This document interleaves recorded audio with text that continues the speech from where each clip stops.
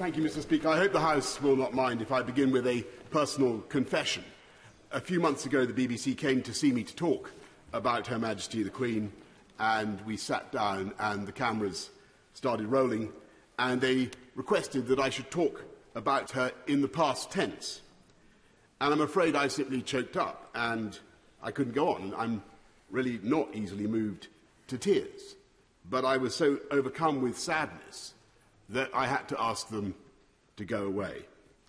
And I know that today there are countless people in this country and around the world who have experienced the same sudden access of unexpected emotion.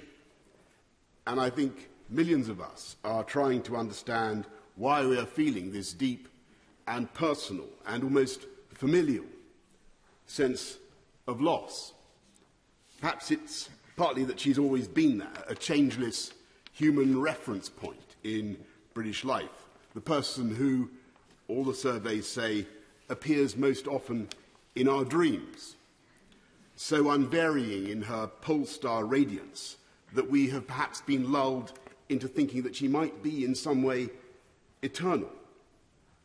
But I think our shock is keener today because we are coming to understand in her death the full magnitude of what she did for us all.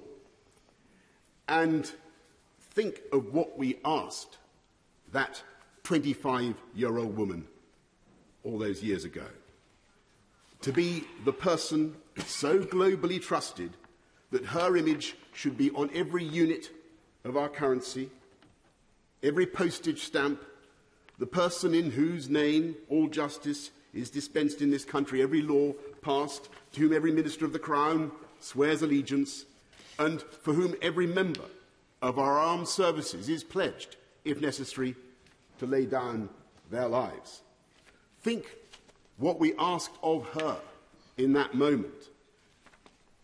Not just to be the living embodiment in her DNA of the history and continuity and unity of this country, but to be the figurehead of our entire system, the keystone in the vast arch of the British state, a role that only she could fulfill because in the brilliant and durable bargain of the constitutional monarchy, only she could be trusted to be above any party political or commercial interest and to incarnate impartially the very concept and essence of the nation.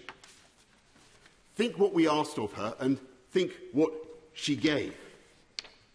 She showed the world not just how to reign over a people, she showed the world how to give, how to love, and how to serve. And as we look back at that vast arc of service, its sheer duration is almost impossible to take in. She was the last living person in British public life to have served in uniform in the Second World War.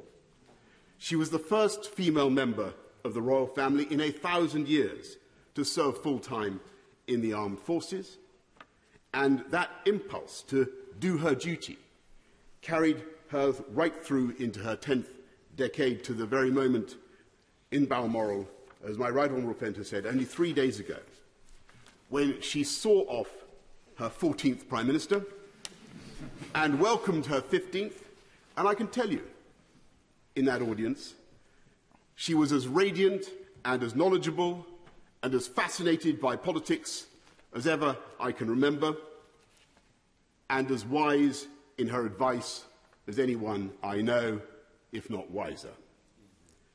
And over that extraordinary span of public service, with her naturally retentive and inquiring mind, I think, and doubtless many of the 15 would agree, that she became the greatest statesman and diplomat of all. And she knew instinctively how to cheer up the nation, how to lead a celebration. I remember her innocent joy more than 10 years ago after the opening ceremony of the London Olympics, when I told her that the leader of a friendly Middle Eastern country seemed actually to believe that she had jumped out of a helicopter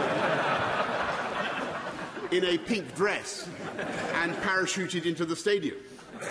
And I remember her equal pleasure on being told just a few weeks ago that she had been a smash hit in her performance with Paddington Bear. And perhaps more importantly, she knew how to keep us going when times were toughest.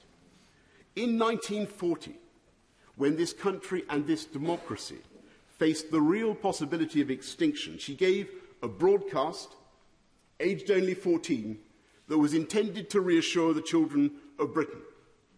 She said then, "We know, every one of us, that in the end, all will be well." She was right. And she was right again in the darkest days of the COVID pandemic, when she came on our screens and told us that we would meet again. And we did.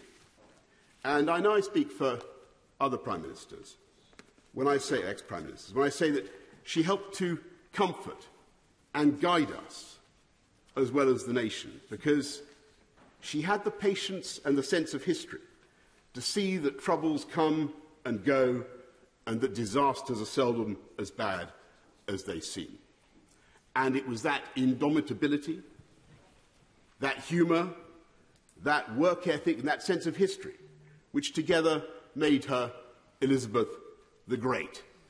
And when I call her that, I should add one, Elizabeth the Great, I should add one final quality, of course, which was her humility. Her single-bar electric fire Tupperware using refusal to be grand.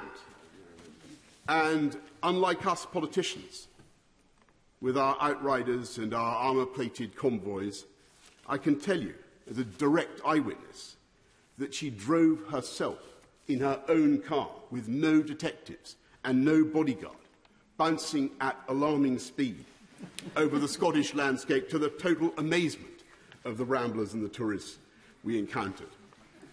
And it is that indomitable spirit with which she created the modern constitutional monarchy. An institution so strong and so happy and so well understood, not just in this country, but in the Commonwealth and around the world, that the succession has already seamlessly taken place. And I believe she would regard it as her own highest achievement, that her son, Charles III, will clearly and amply follow her own extraordinary standards of duty and service. Yeah.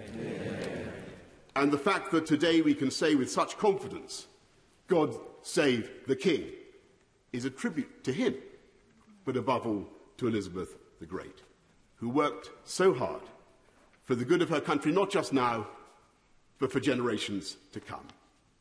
That is why we mourn her so deeply, and it is in the depths of our grief that we understand why we loved her so much.